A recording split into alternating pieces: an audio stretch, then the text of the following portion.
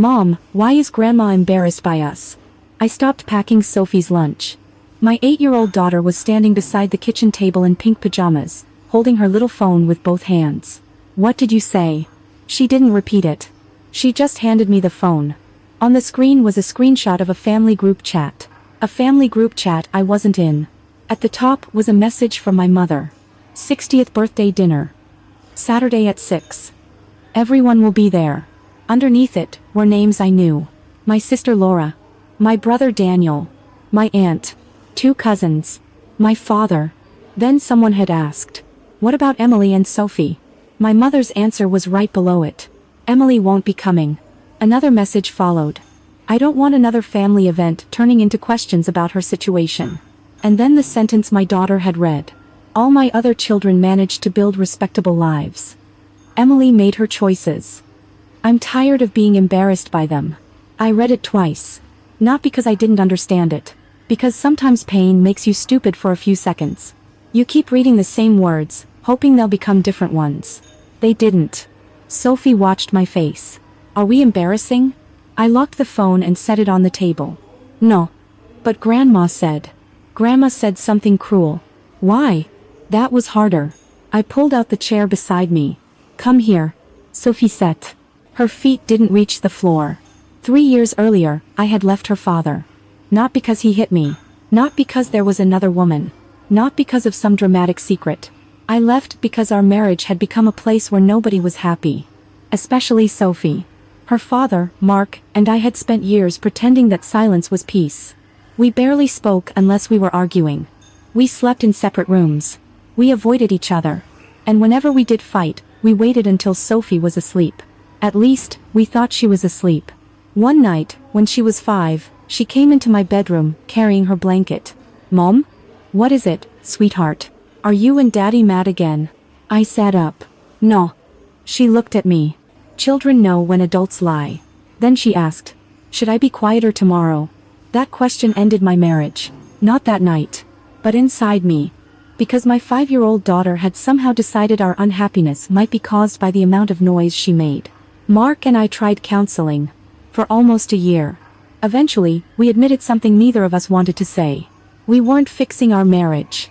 We were extending it. The divorce was painful, but not ugly. Mark loved Sophie. He still saw her regularly. He paid child support. We weren't friends, but we weren't enemies. My mother hated every second of it. "You don't just leave a marriage because you're unhappy," she told me.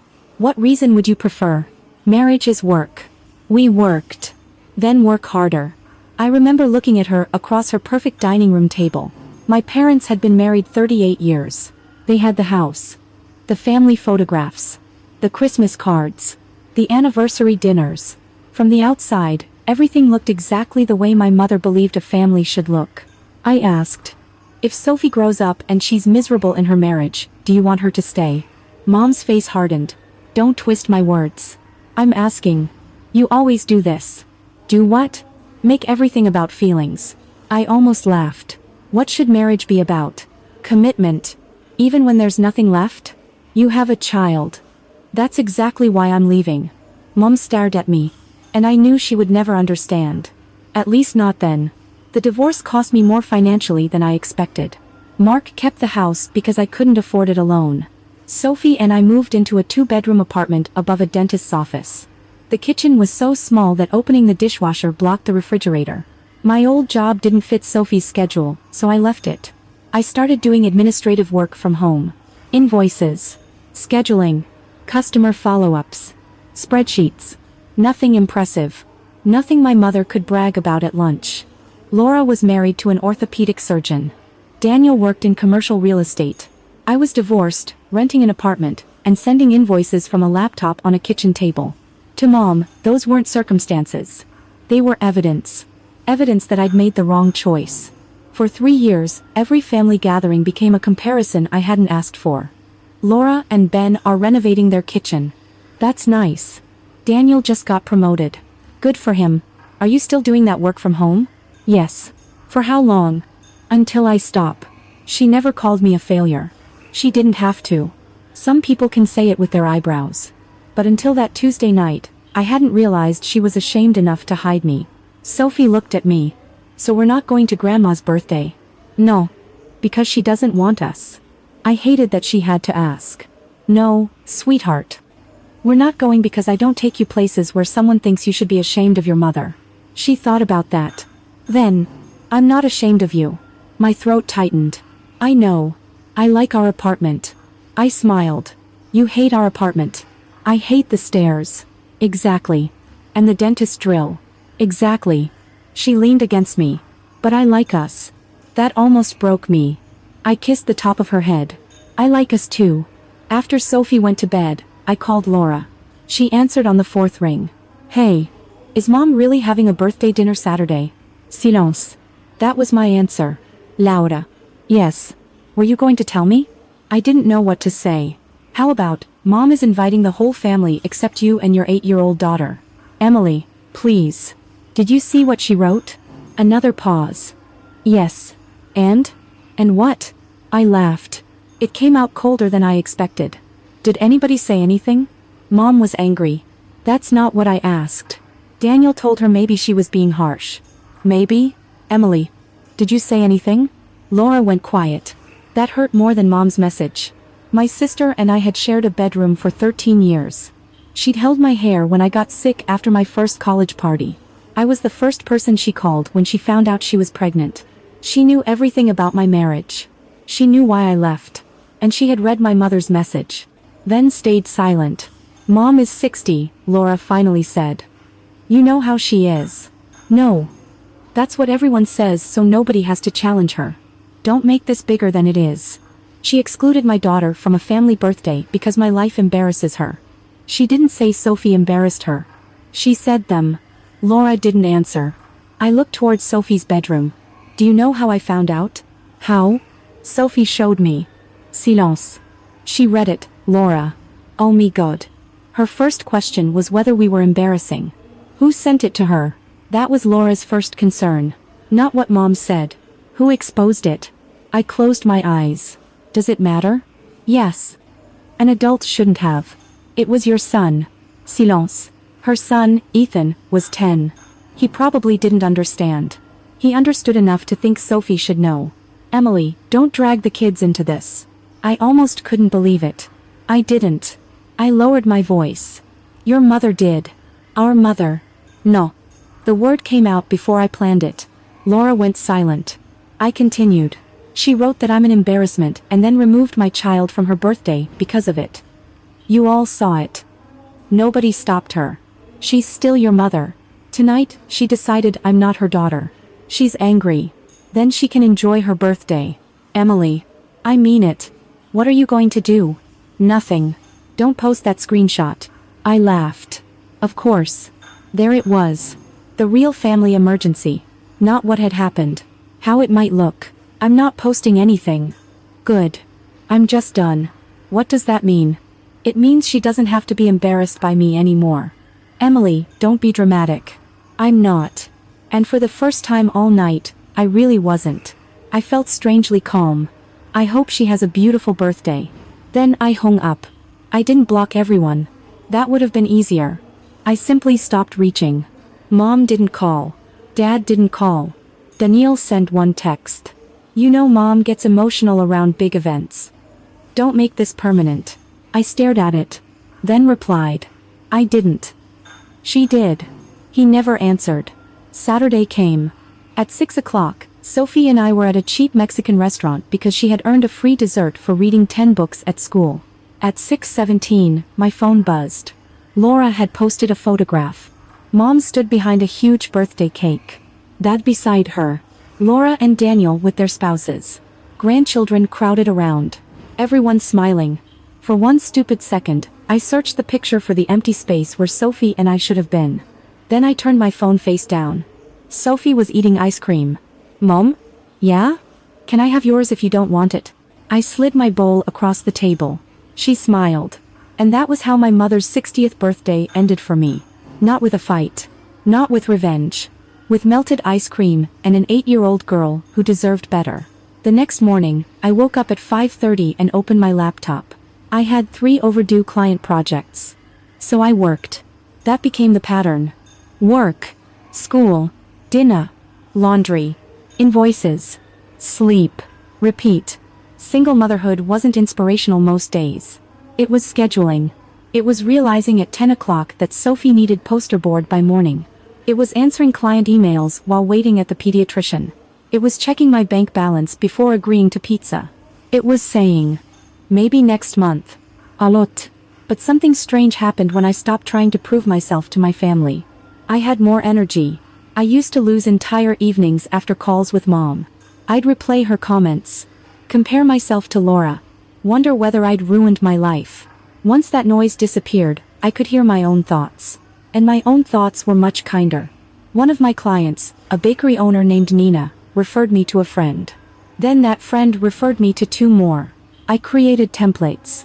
Billing systems. Scheduling processes. Simple things. Things small business owners hated doing but desperately needed.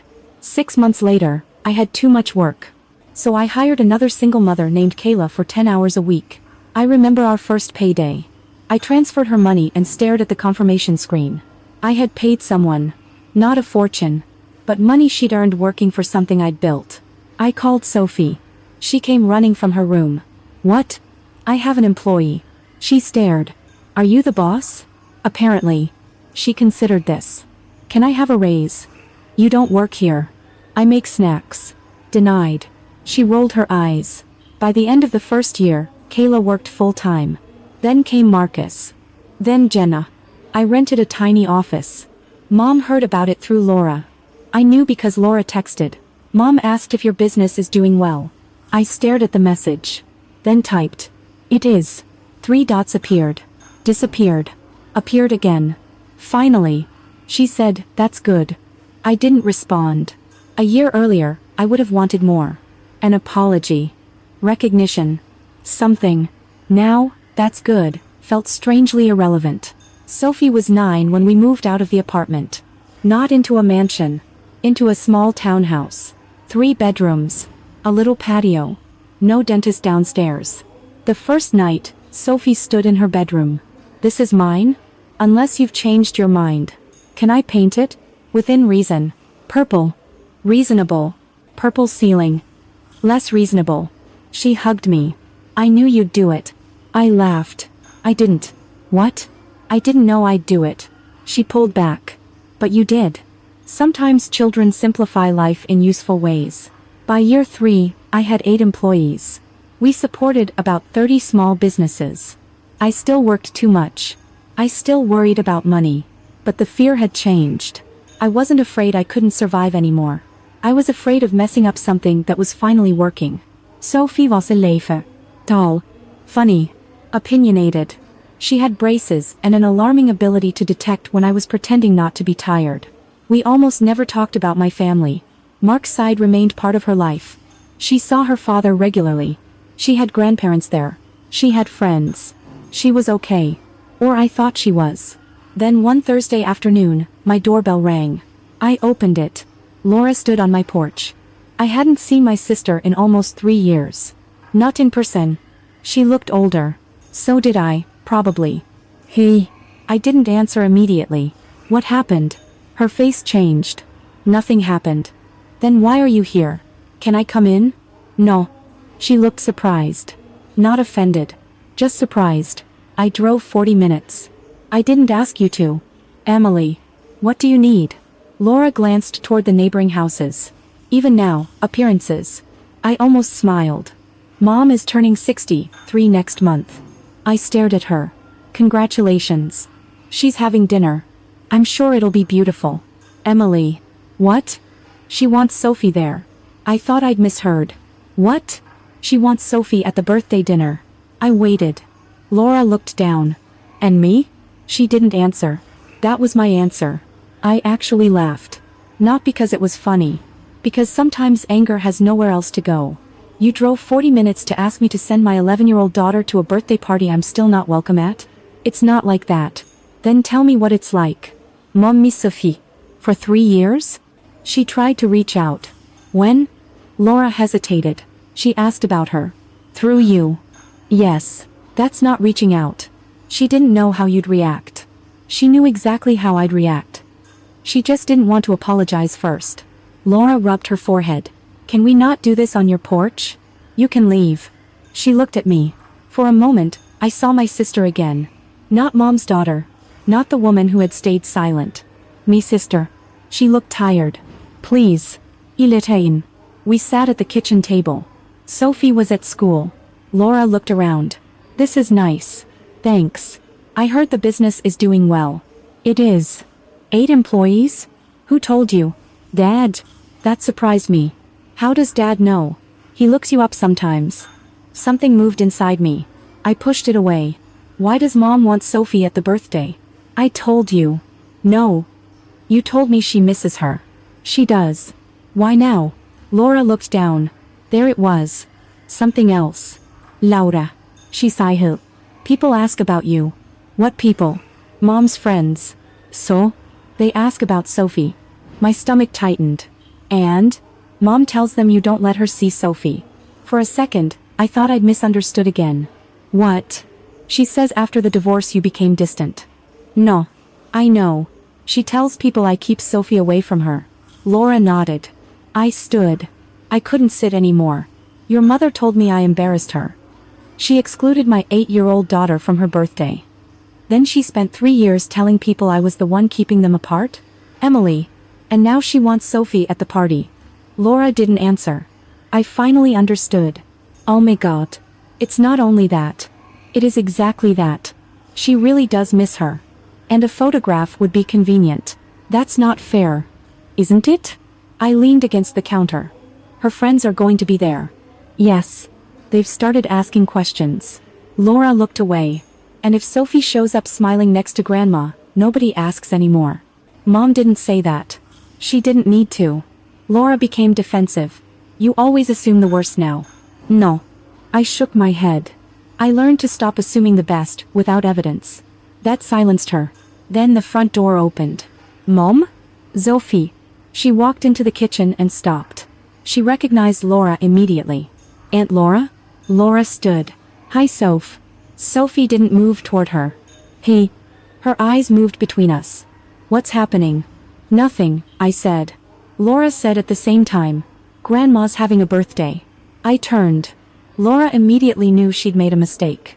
Sophie looked at me. Again? I almost laughed. Yes. Apparently that's an annual thing. She didn't smile. Are we invited this time? Silence. I hated that question. Laura answered. You are. Sophie looked at me. And Mom? Laura said nothing. Sophie was 11. Not 8. She understood silence now. Oh. Laura stepped forward. Your grandmother really misses you. Sophie looked at her. She has my address. Laura blinked. So does Grandpa. Sophie? And your phone. I almost told her to stop. Then I didn't. Laura swallowed. She didn't know if your mom would let her. Sophie looked at me. I said. She never asked. Laura stood. I should go. At the door, she turned to me. Think about it. I will. After she left, Sophie sat at the kitchen table. For a long time, she didn't say anything. Then, does Grandma actually miss me? I sat across from her. I don't know. You always know. No. I reached for her hand. I know what people do. I don't always know why. She looked down. Do you hate her? No. That answer surprised Sophie. Maybe me too. Are you mad at her? Yes. Still? Yes. After 3 years? Time doesn't automatically fix something just because it passes. She thought about that. Then, do you want me to go? No. The answer came too quickly. I corrected myself. I don't want you used to make someone else's story look better. What story? I hesitated. She was 11. Old enough for truth. Not old enough for every adult detail. Grandma has told some people that I kept you away from her. Sophie's face changed. But she didn't invite us. I know. She said we embarrassed her. I know. Does she know I saw it? I don't think so. Sophie went quiet. Then, I don't want to go to her birthday. Relief rushed through me. I hated myself for feeling it. Then Sophie continued. But I want to see her. My relief disappeared. Why? I want to ask her something. What? She looked at me. I don't know yet. That was a lie. I could tell. But I let her keep it. I called Laura the next day. Sophie won't attend the birthday. Laura Saihu. Emily. But she'll meet Mom. Silence. Really? At a cafe? Just us. I'll tell her. No. What? Give me her number. You have it. I deleted it 3 years ago. Laura sent it. I stared at the number for several minutes. Then I called. Mom answered on the second ring. Hello? I hadn't heard her voice in 3 years. 3 years disappeared in one word. It's Emily. Silence. Then. Emily. Not honey. Not sweetheart. My name. I heard you want to see Sophie. I do. Why? She's my granddaughter. She was your granddaughter at 60. Mom inhaled. Are we going to do this? Yes. Silence. Then she surprised me. Okay. I had prepared for a fight. Her agreement disarmed me. Sophie doesn't want to attend your birthday. Oh. She'll meet you Saturday. 2 o'clock. Riverside Cafe. Mom's voice changed. You're allowing that? No. What? Sophie is choosing it. I'm accompanying her. I say. No gifts. Emily. No gifts. Fine. And no pictures. Another silence. Why? There it was. Because if you want to see Sophie, then see Sophie. I don't know what you're implying. Yes, you do. Mom's voice cooled. You've always thought the worst of me. No. That's new. She hung up first. Saturday arrived. Sophie changed shirts 4 times. Finally, she chose a green sweater. You okay? Yes. You don't have to do this. I know. You can change your mind. I know. You don't have to protect my feelings. She looked at me. I know, Mom. Okay. You're talking a lot. Also true. We arrived 5 minutes early. Mom was already there. Of course she was. Margaret Carter had never been late to anything in her life. She stood when she saw us. For a moment, nobody moved. She looked older. Her hair was shorter. More gray. Then her eyes landed on Sophie. Her face crumpled. Oh, sweetheart. Sophie froze as Mom hooked her. Then slowly hugged back. I looked away. Some moments don't belong to you even when you're standing inside them. Mom touched Sophie's face. Look at you. Sophie smiled awkwardly. You got taller. That's usually what happens. Mom laughed through tears. For half a second, everything felt normal. Then Mom reached for a gift bag beside her chair. I looked at her. She stopped. I know. No gifts. Thank you. She sat. The first 15 minutes were painful.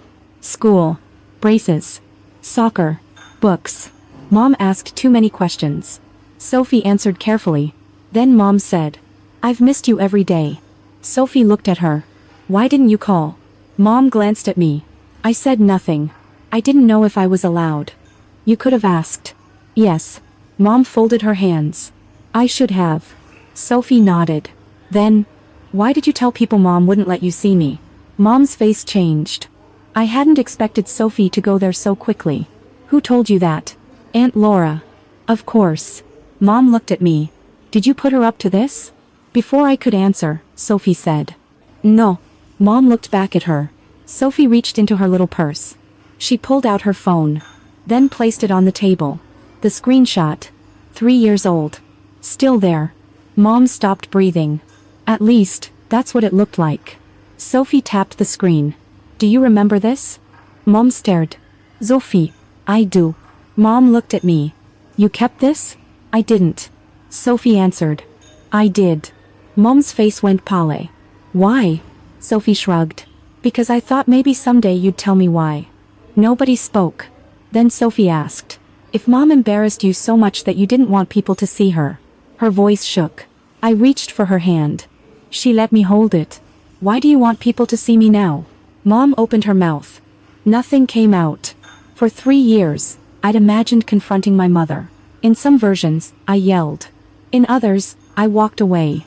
I had never imagined sitting quietly while an 11-year-old asked the only question that mattered. Mom finally whispered. I missed you. Then why didn't you call? I was ashamed. Sophie frowned. Of me? No. Mom's answer came immediately. Never of you. Of Mom? Mom looked at me. Yes. The word hurt even though I'd known it for years. Sophie squeezed my hand. Why? Mom stared at the table. Because I was wrong. I hadn't expected that. Neither had Sophie. Mom continued. When your mother got divorced, I thought she'd ruined her life. I said nothing. I thought people would judge her. They did, I said. Mom looked up. Mostly you. Her eyes filled. Yes. No defense. No explanation. Just yes. That was new. I cared too much about how our family looked. Mom looked at Sophie. And not enough about how my daughter felt. Sophie was quiet. Mom continued. When I wrote that message, I was angry. For 3 years? Sophie asked. Mom closed her eyes. There it was. The question no adult argument could survive. No. She opened them. For one night, I was angry. Then what happened for 3 years? Mom looked at me. I was proud. I almost laughed. Not because it was funny. Because it was finally true. I kept thinking Emily would call. I stared at her. You disowned me. I know. You thought I should call? I told myself you would. Why? Because you always did. That landed differently. She was right. After every argument, I had been the one who returned. Every holiday. Every birthday. Every uncomfortable dinner. I repaired what she broke, because I wanted peace. Mom continued. Then 6 months passed. Then a year. Her voice cracked. And after a while, calling meant admitting I had been wrong from the beginning. Sophie asked. So you lied? Mom looked at her. Yes. To your friends? Yes. You said Mom kept me away. Yes. Why? Because the truth made me look bad. Sophie stared at her grandmother. I watched something happen in Mom's face. Maybe for the first time, she heard herself. Not as the respected mother of a successful family. Not as the victim of a difficult daughter. As a woman explaining to an 11-year-old why appearances had mattered more than truth. Mom started crying. I am sorry. Sophie looked at me. I didn't tell her what to do. She turned back. Are you sorry because you miss us? Yes. Or because people are asking questions? Mom froze. There was the second question. The one I hadn't known Sophie was carrying. Mom wiped her face. Both. I appreciated that answer more than I would have appreciated a lie. She continued. I do miss you. She looked at me. And yes, people asking questions made it harder to keep pretending I hadn't done anything wrong. Sophie nodded. Then she pushed the unopened gift bag toward Mom. You can give me that another time. Mom looked confused. Why? If we get another time. My chest tightened. Mom nodded. Okay. The meeting lasted another 20 minutes. No hugs at the end. No magical reconciliation. Mom stood. Will I see you again? Sophie looked at me. I said. That's not my question to answer. Sophie thought. Maybe. Mom nodded. I'll take maybe. Then she looked at me. What about you? I knew what she wanted. Forgiveness. Permission. A shortcut back. I couldn't give it. I can forgive what you said. Hope appeared in her face. I continued. What I don't know is whether I can trust what you'll do next. Her hope faded. What can I do? Nothing today. Emily. No. I kept my voice calm. You don't fix 3 years in 1 cup of coffee. She looked down. Then how? You don't ask me. What? You figure it out. Mom nodded slowly. Her birthday was the following Saturday. Sophie didn't go. Neither did I. At 7:30 that evening, I thought about the party. I hated that I thought about it. I wondered who was there. What Mom had told them. Whether she'd placed the gift bag somewhere waiting for Sophie. Then I made popcorn. Sophie and I watched a terrible movie. At 9:15, Laura called. I almost ignored it. Then answered. What? Mom told them. I sat up. Told who what? Everyone. What are you talking about? At dinner. Laura sounded strange. Almost shaken. One of her friends asked where Sophie was. I waited. Mom said she wasn't coming. So? The woman said, I thought Emily never lets you see her. My stomach tightened. What did Mom say? Laura went quiet. Then. She said, that's not true. I didn't speak. Laura continued. She told them you didn't keep Sophie away. What exactly did she say? Laura took a breath. She said, my granddaughter isn't here because I hurt her mother, and I haven't earned my way back yet. I closed my eyes. 3 years earlier, Mom had excluded us from her birthday because she was afraid we'd embarrass her. Now she had embarrassed herself. On purpose. In front of the same kind of people she'd once cared more about than me. Laura continued. Dad tried to change the subject. Of course. She wouldn't let him. That surprised me. She said she wanted everyone to know she'd lied. I didn't know what to say. Laura did. I should have said something 3 years ago. I stared at the television. Sophie was asleep beside me. Yes. I didn't agree with Mom. No. I didn't call you embarrassing. No. Laura's voice cracked. I didn't do anything. I looked at Sophie. No. I said quietly. You just sat there while someone else did. Laura started crying. For once, I didn't rescue her from the discomfort. After a moment she said, I'm sorry. I know. Can we fix this? I don't know. That became my answer a lot that year. I don't know. Maybe. Not yet. They weren't satisfying answers. But they were honest. Mom didn't suddenly become perfect. She called 2 weeks later and asked if she could see Sophie. Not. Can Sophie come to my house? Not. Bring her Sunday. She asked. Sophie said yes. I drove her. Mom had lunch ready. No photographs. No Facebook posts. No friends conveniently stopping by. When Sophie came home, she said, it was okay. That was all. The next month, they had coffee. Then Mom attended one of Sophie's soccer games. She sat alone. In the back. She didn't come over until afterward. She didn't demand a hug. Sophie gave her one anyway. Dad took longer. He had spent 3 years hiding behind silence. When he finally called, his first words were, I didn't write the message. I almost hung up. Instead, I said, you gave it a thumbs up. Silence. I shouldn't have. No. Your mother was upset. Dad. I know. No, I don't think you do. I took a breath. You taught us our whole lives that silence means agreement. He didn't answer. Then when it mattered, you agreed. He cried. I'd rarely heard my father cry. It didn't erase anything. But it mattered. Daniel apologized too. His was awkward. He sent a long text. I called him and said, if you're going to apologize, do it with your voice. He did. Laura was the hardest. Maybe because I'd expected more from her. It took months before I agreed to have lunch. She sat across from me and said, I thought staying neutral would keep the family together. I looked at her. There was nothing neutral about it. I know that now. Good. She smiled, sadly. You're not making this easy. No. Fair. That was the beginning. Not the return. The beginning.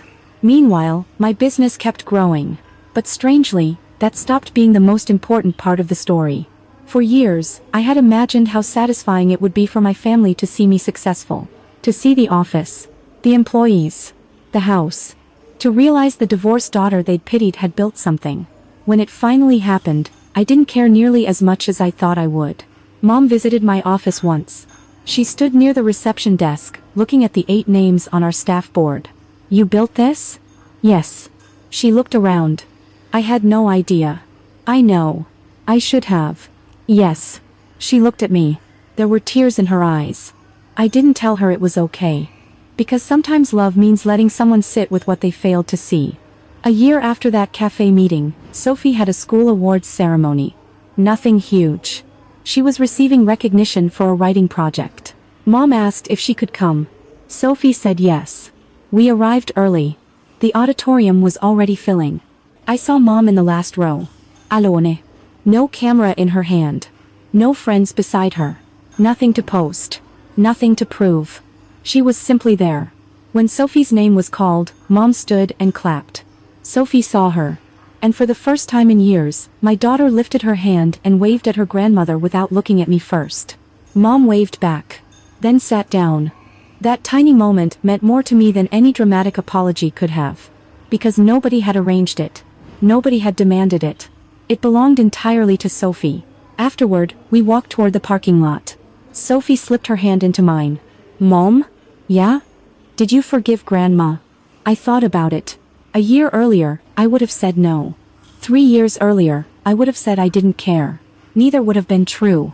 I'm learning to. Sophie looked up. Is that the same as forgetting? No. Then what's the difference? I looked back. Mom was leaving the auditorium alone. She saw us. She didn't approach. She simply smiled. I squeezed Sophie's hand.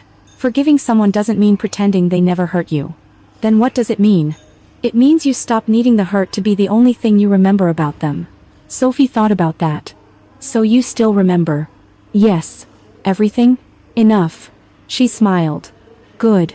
Why good? Because Grandma should remember too. I laughed. You're definitely my daughter. She grinned. For a long time, I believed family came with only two choices. Stay. Or leave. Forgive everything. Or forgive nothing. But I don't believe that anymore. Sometimes there's a third choice. You can love someone and still have boundaries. You can accept an apology without handing back the same access they had before. You can forgive a person and still require them to prove that they've changed. And sometimes the person who hurt you doesn't earn their way back with one dramatic gesture. They earn it in ordinary moments. A phone call they don't make about themselves. A birthday where they tell the truth even when the truth embarrasses them. A soccer game where they sit quietly in the back. An apology without an excuse attached. My mother once excluded me from her birthday because she thought my life made her look bad. Years later, I finally understood something. My life had never embarrassed her. My life had challenged the story she wanted to tell about herself. And those are not the same thing. I was divorced. I struggled. I lived in a tiny apartment. I built a business from a kitchen table. None of that made me less respectable than my sister or brother. And none of it made Sophie less deserving of a grandmother who was proud to claim her. Mom had to learn that. So did I. Because for too long, I had measured my life against her approval. The greatest thing she ever gave me might have been the 3 years when I had to live without it. That's when I discovered I didn't need it. I wanted my family. But I didn't need their permission to respect myself. And when they finally came back, they didn't find the woman they'd excluded. They found someone who knew exactly what her peace was worth. If your own family treated you the way mine did, would you have given them another chance? Or would that birthday message have been the end for you? Tell me what you think in the comments. If this story touched you, please like, share, and subscribe to Hidden Stories for more emotional stories about family, betrayal, forgiveness, and second chances. Sometimes forgiveness doesn't mean opening the door as wide as it used to be. Sometimes it simply means unlocking it, and letting the other person prove they deserve to come closer. Thank you for watching, and I'll see you in the next story.